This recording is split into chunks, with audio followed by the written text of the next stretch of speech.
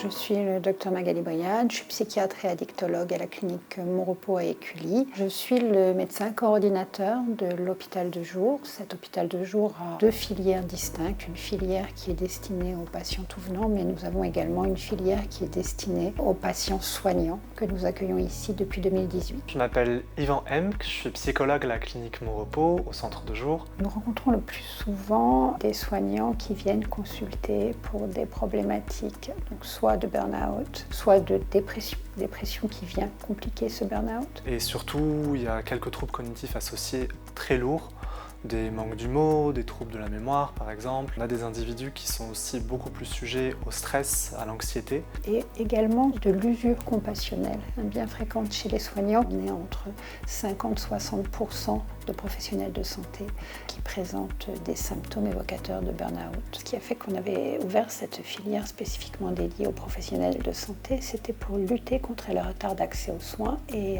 qui était induit par la peur d'être stigmatisé chez les soignants. Mais très vite, nous nous sommes rendus compte qu'il y avait des besoins psychologiques particuliers et qu'il fallait pouvoir y répondre. C'est de là qu'est né notre programme de soins, le programme par palier, qui est utilisé dans les centres médipsychiatres du groupe Ramsay Santé. Aujourd'hui, nous cherchons à valider ce que nous avons mis en place. Là, nous cherchons sur une première étude qui s'appelle l'étude SEMBO à valider cette observation clinique que nous avons faite de certains schémas précoces inadaptés qui seraient peut-être surreprésentés chez les soignants et qui sont la cible de notre programme de soins. On peut aussi penser que si on identifie ces cibles, on peut ensuite proposer des interventions plus précoces, voire des interventions de prévention. Pour la seconde étude, elle va vraiment valider le parcours qu'on a mis en place pour accompagner nos soignants. Un fonctionnement par palier, c'est assez novateur en France. On démarre par de l'apaisement par exemple, puis on va aller sur des éléments de psychoéducation, on va leur donner de l'information, puis on va aller sur des versants un peu plus émotionnels et un peu plus cognitifs,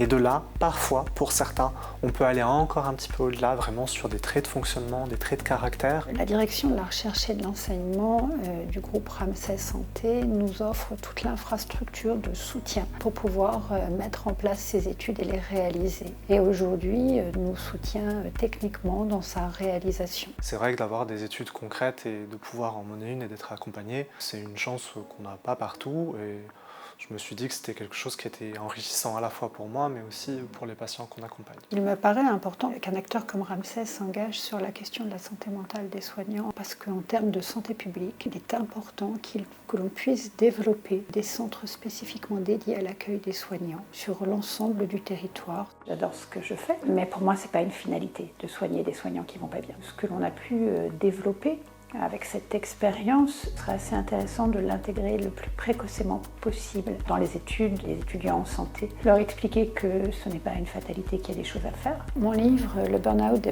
professionnels de santé, est un livre que j'ai fait le choix d'écrire pour justement donner des outils aux professionnels de la santé mentale qui veulent prendre en charge ou qui sont amenés à prendre en charge des professionnels de santé. On continuera toujours à avoir de l'émotion face à nos patients. C'est normal et quelque part, ça fait aussi partie de notre métier et de sa richesse. La seule chose, c'est qu'il faut pouvoir aussi apprendre à un petit peu contrebalancer les effets. Si on ne vous dit pas que ça existe, vous ne pouvez pas apprendre à contrebalancer les effets.